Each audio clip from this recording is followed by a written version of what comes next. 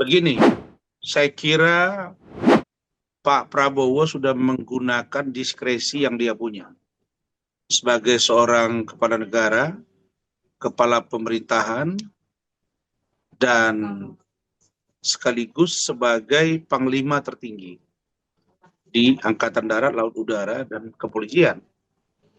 Apa yang dilakukan Pak Prabowo adalah satu upaya menjawab kegelisahan masyarakat dari semua level, bawah, tengah, kemudian atas, terkait dengan adanya putusan dari majelis hakim yang memang diduga oleh banyak pihak tidak memenuhi rasa keadilan dari makna keadilan itu sendiri atau rasa keadilan masyarakat. Nah, karena itu maka saya melihat ketika beberapa hari yang lalu diputus, saya di interview wartawan, saya beritahu bahwa kita sangat miris, kita sangat prihatin, kita sangat duka. Tom Lembong divonis 4,5 tahun, tapi pertimbangan dari amar putusannya sangat tidak logik. Kenapa? Pertama, Tom Lembong dia divonis 4,5 tahun penjara dengan pertimbangan hal satu yang meringankan, tidak menerima kucuran dana. Hal yang memberatkan, memperkaya orang lain dan atau golongan dan atau kelompok. Yang kedua, dianggap berafiliasi ekonomi kapitalis. Dua poin sebagai klausul atau diktum dari pertimbangan dari amar dimaksud menurut saya itu sangat-sangat menimbulkan pemahaman hukum yang misteri. Nah, jadi kalau kita mau fair, harusnya ada kerangka hukum yang benar-benar konkret dan sesuatu yang terfaktakan di persidangan untuk bisa meyakinkan masyarakat, terutama terdakwa, dapat menerima hukuman dimaksud. Nah, jadi kegelisahan ini ternyata ditangkap oleh Bapak Prabowo. Dan kalau kita juga mau jujur, ketika Menteri Perdagangan Tom Lembong, sebelum dan sesudah dia, yang namanya impor gula dan lain sebagainya, itu banyak terjadi. Nah, lalu orang menyuarakan gitu, apakah hukum digunakan untuk kepentingan kelompok tertentu? Dan itu arahnya banyak yang menduga dialamatkan ke petinggi negara. Orang berpikir Tom Lembong ini bukan pendukung Prabowo Gibran. Apakah orang yang tidak seirama dengan Prabowo Gibran terus diamputasi? Nah, kegelisahan ini ternyata secara cepat, cermat, sekaligus cekatan. Pak Presiden Prabowo yang berlatar belakang atau background-nya adalah seorang perwira tinggi TNI dengan intelijen yang kuat, dia menggunakan diskresinya, dia terbitkanlah abolisi. Dan abolisi dimaksud sangat pantas diterima oleh Pak Tom Lembong. Jadi saya kira ini akan menjadi contoh baik bagi hakim-hakim ke depan yang menangani kasus yang tidak saja viral, tapi juga kasus biasa. Karena sejatinya itulah penegakan hukum. Di persidangan itu mencari fakta-fakta hukum. Ketika apa yang didakwakan oleh penuntut umum tidak dapat difaktakan di persidangan, maka hakim harus memutus dengan fakta dan nurani dan keyakinan dia. Keyakinan itu dibangun dari fakta persidangan, bukan karena kebencian. Maka saya katakan berulang-ulang, hakim tidak boleh pemarah. Kenapa? Karena kalau hakim pemarah, hakim pendendam, dia akan memutus sebuah perkara dengan rasa dendam dan amarah. Begitu dia dendam dan amarah memutus sebuah perkara, maka disitulah ketidakadilan. Hakim juga tidak boleh penghibah, tidak boleh penyedih. Karena kalau dia penyedih, dia penghibah, maka dia akan memutus perkara dengan perasaan dan kasihan. Maka disitulah ketidakadilan. Jadi hakim harus benar-benar independen, jiwa, pikiran, tindakan, dan setidaknya mendekati sifat-sifat Tuhan. Karena dia wakil Tuhan. Apa sifat-sifat Tuhan? Satu, dia mesti melihat dengan jujur antara kebaikan dan keburukan.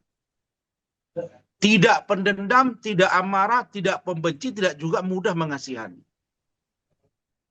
Yang terpenting, dia bekerja sesuai dengan kebenaran dan keyakinan. Sifat-sifat ini harus dimiliki oleh hakim. Tuh. Adapun untuk Hasto, ketika dia menjadi tersangka, diumumkan oleh Ketua KPK. Pada waktu itu, saya masih ingat, itu malam hari, disampaikan bahwa Hasto diduga melakukan obstruction of justice.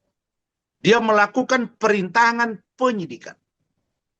Menghalang-halangi penyidikan. Di persidangan ini difaktakan semuanya. Sehingga ada satu uraian dalam persidangan itu yang tergambarkan bahwa seorang penyidik bisa menjadi saksi. Jadi berubah fungsinya gitu. Bagaimana seorang penyidik menjadi saksi? Ya pasti dia akan mempertahankan apa yang dia proses dan dia yakini waktu dia periksa. Dia akan ngomong apa adanya. Dia tidak menjadi bagian dari pemberi kesaksian. Dia pemeriksa, dia nggak boleh double. Tapi itu terjadi. Sehingga orang melihat, oh ini dipaksakan gitu loh. Nah, dalam fakta persidangan, tidak terungkap ini. Bahwa melakukan perintangan dan dianggap bahwa Hasto ya melakukan proses penghalangan sehingga kasus Harun Masiku tidak dapat diurai dengan terang-benderang. Saya bingung. Ada orang tersangka utama tidak ditemukan sampai sekarang, tapi ada rentangin peristiwanya itu yang diproses. Bagaimana ceritanya anaknya diproses, ibunya nggak nampak. Ini kan repot, bos. Jadi kalau kelemahan itu ada di KPK, jangan dipaksakan ke masyarakat umum. Nah, lagi-lagi Hasto ini muncul persepsi negatif di masyarakat bahwa oh ini kan berbeda dengan pilihan pada Prabowo Gibran. Jadi dua orang ini dipandang oleh masyarakat ada tindakan dugaan kriminalisasi hukum.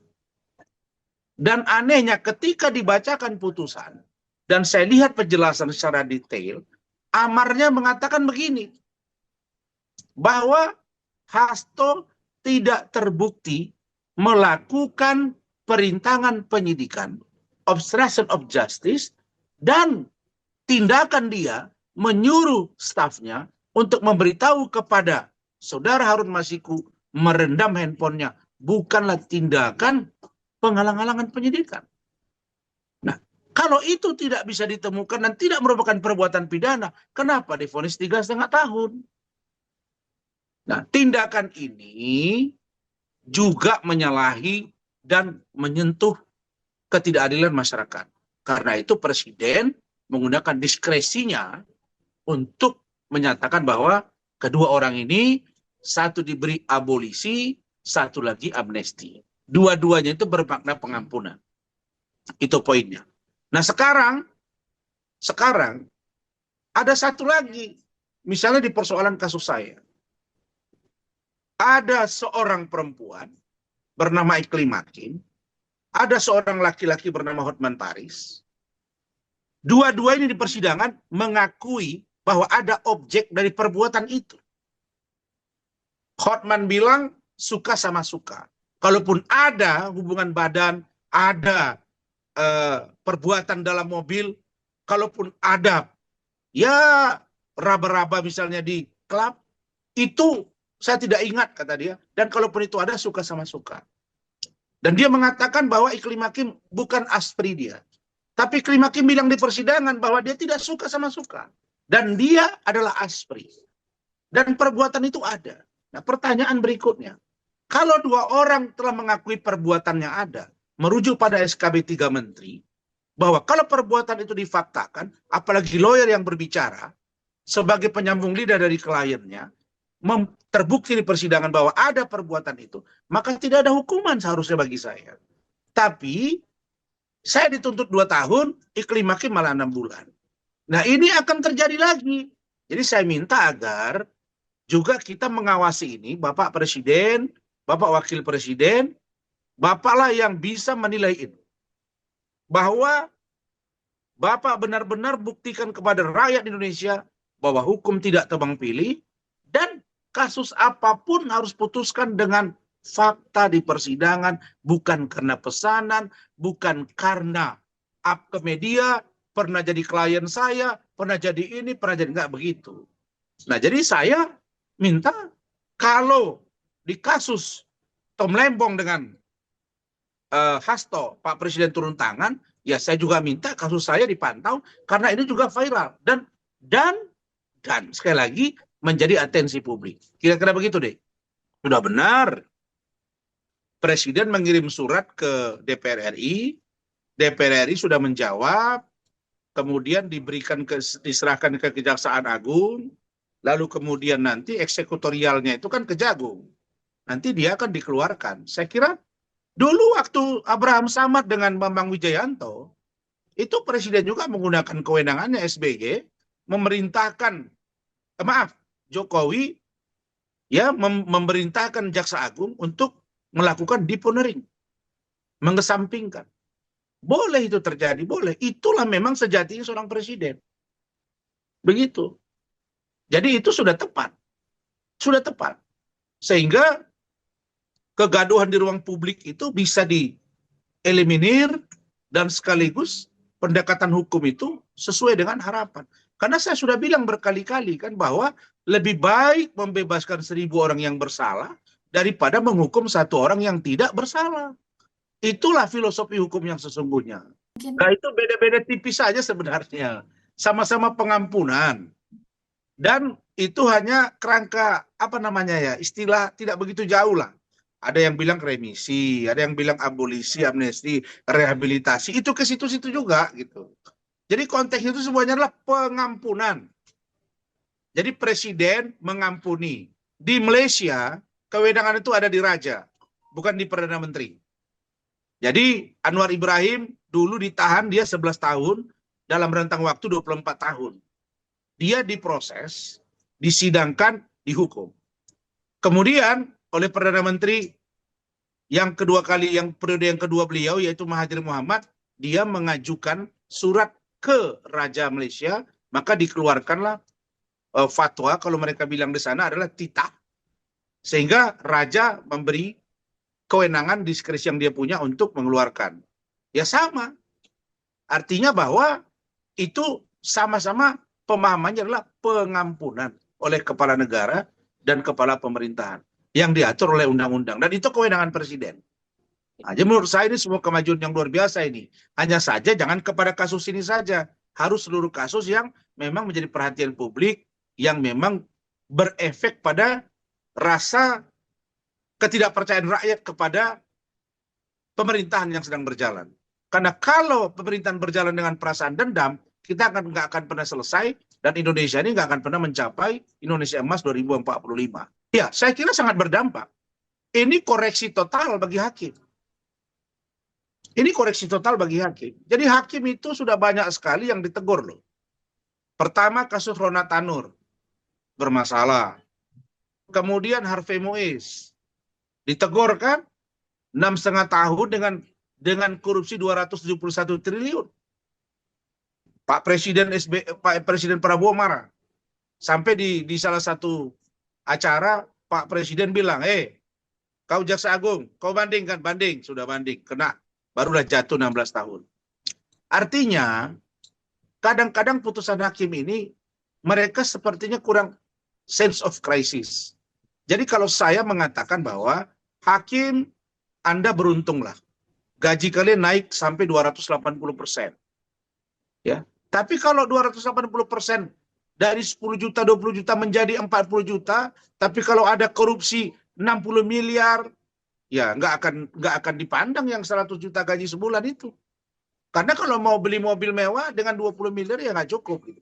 Artinya, untuk menjalankan tugas, negara sudah memberi honor yang pantas buat kalian untuk hidup secara mandiri dan berdikari. Tapi tegakkanlah hukum dengan benar. Jadi kira-kira itu. Jadi efeknya ke depan ya, menurut saya hakim harus benar-benar real memutus perkara. Konsepnya ya sesuai dengan fakta di persidangan. Barulah gunakan nurani dengan menghilangkan dendam, amarah, dan juga rasa kasihan yang berlebihan. Jadi jangan lupa untuk subscribe Cumi Cumi. Ditekan ya tombol lonceng merahnya.